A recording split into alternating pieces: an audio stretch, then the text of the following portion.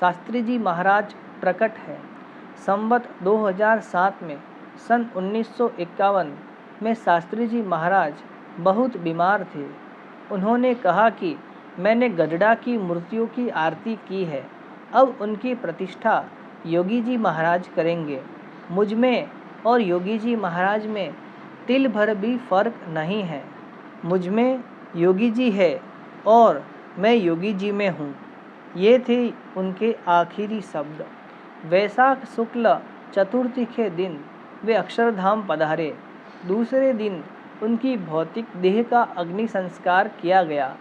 सारे हरिभक्त शोकग्रस्त हो गए थे। सब यह सोचने लगे कि शास्त्री जी महाराज गए, अब हमारा क्या होगा।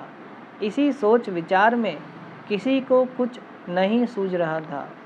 उस समय योगी जी महाराज ने सबको सांत्वना देते हुए कहा कि शास्त्री जी महाराज गए नहीं हैं, चले गए यह मानना ही नहीं चाहिए।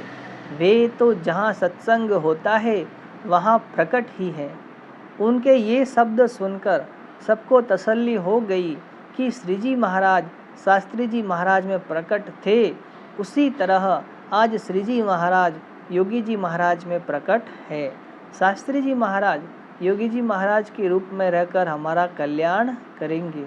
सभी के ज्ञान चक्षु खुल गए। सभी ने योगी जी महाराज में शास्त्री जी महाराज के दर्शन किए। शास्त्री जी महाराज के अक्षरधाम गमन के बाद छठे दिन अर्थात संवत 2007 की वैशाख शुक्ला दशमी के दिन गढड़ा में योगी जी महाराज के तत्वावधान में बड़ी धूमधाम से मूर्ति प्रतिष्ठा का समारोह किया गया। करीब 50,000 हरिभक्त वहां उपस्थित रहे।